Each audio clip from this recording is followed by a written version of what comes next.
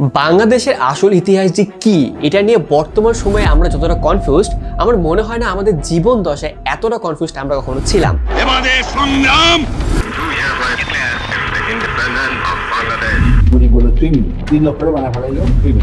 পত্রিকাতে 30 লক্ষ মানুষ হত্যা করা হয়েছে, এই কথা পরিষ্কারভাবে উল্লেখ করা হয়।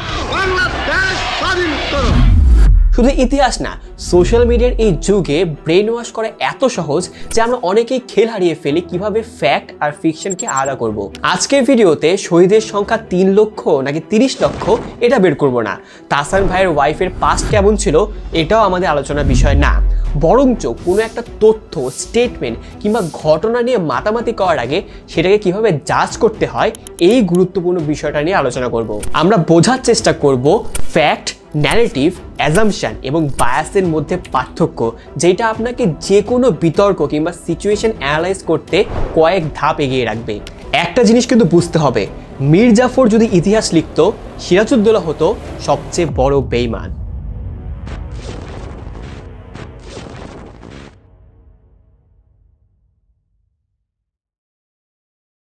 সো মূল আলোচনায় যাওয়ার আগে আমার চ্যানেলটি সাবস্ক্রাইব করে না থাকলে এখনই সাবস্ক্রাইব করে ফেলুন। আমরা 50,000 সাবস্ক্রাইবারে একদম কাছাকাছি চলে এসেছি। So it will mean a lot. ওসব কথা বাদ দেন, welcome to Sinju university of countless kamlas, or in short SUCK. এখানে আমরা তথ্য এবং যুক্তির আলোকে সত্য ঘটনাটাকে আপনাদের সামনে তুলে ধরি। 1971-এ বিলিতে কোনো মুক্তিযুদ্ধ হয়নি, সবই ছিল এআই জেনারেটেড এবং সাজানো। প্রমাণ হিসেবে এই ছবিটি দেখুন, এখানে একজন রাইফেল হাতে লুঙ্গি পরে কি যেন করছে। কারণ আপনি বলুন, লুঙ্গি পরে কেউ কি যুদ্ধ করে? Common sense. আপনি যদি সাকের মেম্বার হতে চান তাহলে কয়েকটা জিনিসই আপনাকে পাস করতে হবে। আমার সকল ভিডিও, বক্তব্য, লেখা A to Z পড়তে, শুনতে, দেখতে হবে, এমন কোনো বাধ্যবাধকতা নেই। জাস্ট আমার নাম এবং কাম শুনে লাফালেই হবে। আমি যা বলছি এগুলো কখনো ভেরিফাই করতে চাওয়া যাবে না, কারণ আমি যেগুলো বলছি এগুলো ফ্যাক্ট। আমার মতে আমার বলা 100% ট্রু ফ্যাক্টের অপোজিটে কেউ যদি কিছু বলে, জাস্ট গ্যাঞ্জাম লাগাই দিতে হবে। কি পারবেন না? আমি জানি আপনি পারবেন। So the first important thing is fact. Simple ভাষায় ফ্যাক্ট বলতে এমন তথ্য যেটা প্রমাণসাধ্য এবং যাচাইযোগ্য। যেমন ধরেন 1940-এর দশকে পৃথিবীতে একটা বড় ধরনের যুদ্ধ হয়েছিল, যেটাকে আমরা বলি সেকেন্ড ওয়ার্ল্ড ওয়ার। এই যুদ্ধ সংগঠনের ব্যাপারে আমরা যাচাই করতে পারি, প্রমাণ দেখাতে পারি বিভিন্ন বই, হিস্ট্রিয়ানদের বক্তব্য, ডকুমেন্ট, ছবি, ভিডিও সহ আরও অনেকভাবেই। সো এটা কোনো অ্যাজাম্পশন না, এটা কোনো অপিনিয়নও না। ওয়ার্ল্ড ওয়ার 2 হয়েছিল, এটা একটা হিস্টোরিক্যাল ফ্যাক্ট।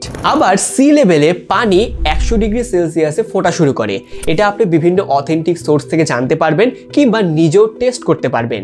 সো এটা একটা সায়েন্টিফিক ফ্যাক্ট। যে কোনো রিপোর্ট কিংবা ঘটনার বর্ণনাতে এই ফ্যাক্ট খুবই গুরুত্বপূর্ণ একটি অস্ত্র। আপনাকে নিজে যাচাই করতে হবে অনেক সময় যে কোনটা ফ্যাক্ট আর কোনটা ফিকশন, আর সেটার জন্য পরের এলিমেন্টগুলো সম্পর্কে ভালো আইডিয়া রাখতে হবে। পরের এলিমেন্টগুলোতে যাওয়ার আগে আপনি যদি আমার পরিধানে থাকা এই সুন্দর জ্যাকেটটি ফ্যাব্রিলাইফ থেকে কিনতে চান 10% ডিসকাউন্টে, দেন পিন কমেন্টে দেওয়া লিঙ্কে যেতে পারেন, অথবা ফ্যাব্রিলাইফ থেকে যে কোনো প্রোডাক্টে অনলাইন পারচেজে আপনি সিনজয় 10 এই কোডটি ব্যবহার করলেও পেয়ে যাবেন 10% ডিসকাউন্ট। সো গিভ দেম আ ট্রাই। Next comes narrative. খুবই ইম্পর্টেন্ট এই জিনিসটা বোঝা। ন্যারেটিভ হচ্ছে কিছু রিলেটেড সিরিজ অফ ইভেন্টসকে কানেক্ট করে একটা স্টোরি দাঁড় করানো। বাট আপনাকে যেই জায়গাটায় ক্রিটিক্যালি চিন্তা করতে হবে সেটা হচ্ছে কোন পয়েন্ট অফ ভিউ কিংবা ব্যাখ্যার মাধ্যমে ন্যারেটিভটি দাঁড় করানো হচ্ছে। যেমন ধরেন কোনো যুদ্ধের গল্প বলতে গিয়ে একজন ইতিহাসবিদ ফোকাস করতে পারে যোদ্ধাদের বীরত্ব গাথায়, আবার আরেকজন ফোকাস করতে পারে যুদ্ধে যারা মারা গিয়েছে তাদের কষ্টের কথায়। দুইটা ভিন্ন ভিন্ন ন্যারেটিভ, দুইটা ভিন্ন ভিন্ন আবেগের সৃষ্টি করছে, কিন্তু ঘটনা কিন্তু ওই একই যুদ্ধেরই। তাই একটা ন্যারেটিভ দেখে, একটা পয়েন্ট অফ ভিউ শুনে কোনো কিছুর কনক্লুশনে আসা উচিত নয়। ধরেন আপনার ফ্রেন্ডের ডিভোর্স হয়ে গিয়েছে, এখন আপনি যদি আপনার ফ্রেন্ডের কাছে রিজন জানতে চান তাহলে দেখবেন যে তার পার্টনার খুবই খারাপ মানুষ ছিল, বাট এক পক্ষ শুনেই আপনার জাজ করা উচিত হবে না। তার পার্টনারের সাথে কথা বলতে গেলে দেখবেন যে আপনার ফ্রেন্ডেরও অনেক ফল্ট ছিল। এই জায়গায় আপনাকে ক্রিটিক্যালি চিন্তা করে বুঝতে হবে কতটুকু সত্য, কতটুকু মিথ্যা এবং কতটুকু বাড়িয়ে বলা হচ্ছে, কারণ আপনিও কিন্তু আপনার ফ্রেন্ডকে ভালোভাবেই চেনেন। অনেক ক্ষেত্রে দুই পক্ষের ন্যারেটিভ শুনেও হয় না, তৃতীয় পক্ষের ন্যারেটিভও শুনতে হয়। এরপরে আসে অ্যাজাম্পশন। বিষয়টা একটু ট্রিকি, কারণ আমরা অনেকেই অ্যাজাম্পশনকেই ফ্যাক্ট মনে করি। অ্যাজাম্পশন হচ্ছে একটা স্টেটমেন্ট যেটা আমরা সত্য হিসেবে ধরে নেই কিংবা ভেবে নেই যে এই জিনিসটা ঘটবে, কিন্তু প্রমাণ ছাড়া। ফর এক্সাম্পল, জেনজিদের ধৈর্য অনেক কম, এটা আমরা অনেকেই সত্য বা ফ্যাক্ট হিসেবে গণ্য করলেও এটা কিন্তু প্রুভড না, খুব জেনারেলাইজড একটা স্টেটমেন্ট। জেনজিদের অনেকেরই ধৈর্য শক্তি অনেক বেশি, সো জেনজিদের যে ধৈর্য কম এটা একটা অ্যাজাম্পশন।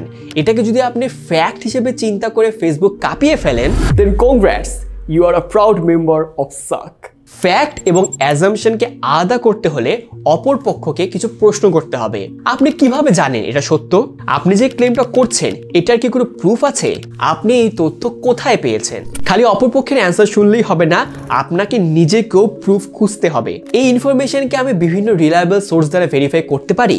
এই তথ্য কি এস্টাবলিশড ফ্যাক্টস অ্যান্ড থিওরিজের সাথে সামঞ্জস্যপূর্ণ?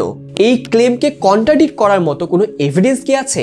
এই প্রশ্নগুলোর উত্তর খুঁজতে খুঁজতে দেখবেন ফ্যাক্ট আর অ্যাজাম্পশন আলাদা হয়ে গিয়েছে। নেক্সট কামস বায়াস বা পক্ষপাত।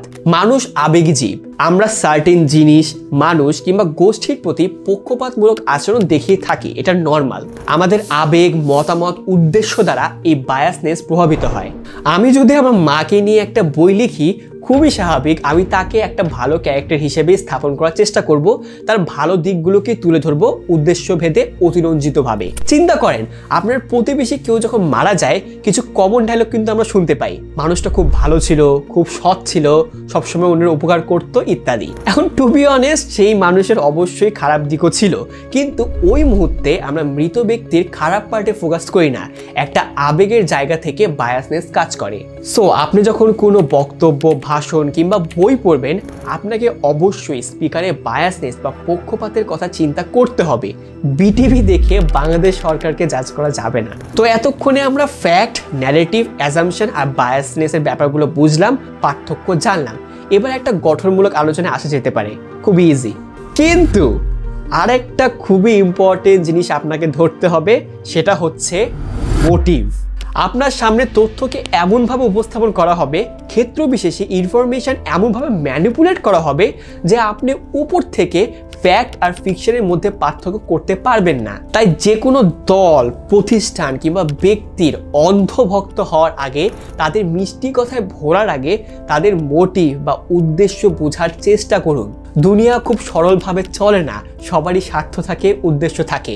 কোনটা ফ্যাক্ট আর কোনটা অ্যাজাম্পশন, একটা ন্যারেটিভ কোন অ্যাঙ্গেল থেকে বলা হচ্ছে, স্পিকারের বায়াসনেসগুলো কি কি, এগুলো যদি আপনি ডিফারেন্সিয়েট না করতে পারেন তাহলে দেখবেন আপনাকে ব্যবহার করে অপর পক্ষ ঠিকই ফায়দা লুটে নিচ্ছে। আমার শত্রুর শত্রু যে আমার পরম বন্ধু, এই মনোভাব থেকে বের হতে হবে।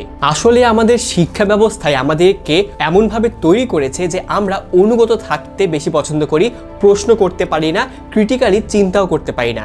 এডুকেশন সিস্টেম নিয়ে আমার এই ভিডিওতে আমি এই বিষয়গুলো নিয়ে বিস্তারিত কথা বলেছি।